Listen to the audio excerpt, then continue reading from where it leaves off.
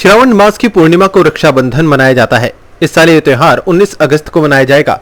इस दिन बहनें भाई की कलाई पर राखी बांधती हैं और भाई उन्हें रक्षा का वचन देते हैं। लेकिन इस त्योहार को मनाने के पीछे की कहानियों के बारे में क्या आप जानते हैं? आइए जानते हैं कैसे हुई थी रक्षाबंधन मनाने की शुरुआत। राखी का त्योहार यानी भाई बहन के प्यार का त्योहार। हम अपने भाई बहनों से कितना भी लड़ लें, लेकिन उनके बिना रहा भी नहीं जाता। इस दिन भाई बहन के इसी नोकझोंक भरे रिश्ते को मनाया जाता है। सावन मास की पूर्णिमा को मनाया जाने वाला यह त्योहार इस साल 19 अगस्त को मनाया जाएगा। इस दिन बहनें सज संवर कर अपने भाई की आरती उतारती हैं, उन्हें टीका लगाती हैं और उनकी कलाई पर राखी बांधकर उनके मंगल के लिए कामना करती हैं। साथ ही भाई बहन को यह वचन देता है कि वो हमेशा उसकी रक्षा करेगा। लेकिन क्या आप ये जानते हैं कि इस त्योहार को मनाने की शुरुआत कैसे हुई थी? इसके पीछे कई धर्म से लेकर इतिहास से जुड़ी कहानियां हैं, जिसके बारे में आपको जरूर जानना चाहिए। महाभारत से जुड़ी एक कहानी है कि भगवान कृष्ण द्रौपदी को अपनी बहन मानते थे। आपको बता दें कि द्रौपदी पंच कन्याओं में से एक मानी जाती है। एक बार की बात है, श्री भगवान कृष्ण की उंगली में चोट लग जाती है और खून बहने लगता है। इसे रोकने के लिए द्रौपदी ने अपनी साड़ी के आंचल को चीरकर उनकी उंगली पर पट्टी बांधी थी।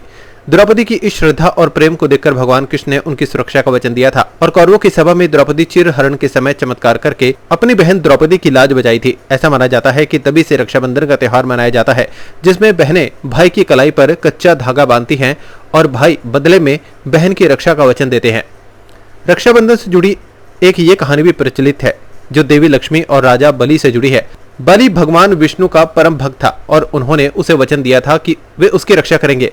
इसके लिए वे उसके द्वारपाल बनकर रहे थे। इस वजह से देवी लक्ष्मी वैकुंठ में अकेली रही थी। अपने पति को वापस लाने के लिए उन्होंने एक साधारण स्त्री का रूप धारण किया और राजा बलि के पास आश्रय लेने गई। बलि ने उन्हें अपने महल में रहने की जगह दी। देवी लक्ष्मी के आने से बलि के जीवन में सुख समृद्धि की बढ़ोतरी होने लगी। रक्षाबंधन की बात हो और रानी कर्णावती का जिक्र न हो, ऐसा नामुमकिन है। मेवाड़ के राजा राणा सांगा के साथ रानी कर्णावती का विवाह हुआ था। गुजरात के शासक बहादुर शाह से युद्ध में राणा सांगा वीरगति को प्राप्त हुए थे। ऐसे में मेवाड़ को हराने से बचाने के लिए रानी कर्णावती ने मुगल शासक हुमायूं को पत्र में राखी भेजी और सहायता के लिए प्रार्थना की। लेकिन ये राखी बादशाह हुमायूं तक काफी देर से पहुंची। इसी वजह से जब तक हुमायूं अपनी सेना के साथ मेवाड़ पहुंचे, तब तक रानी कर्णावती ने जौहर कर लिया था और बहादुर शाह की विजय हो चुकी थी।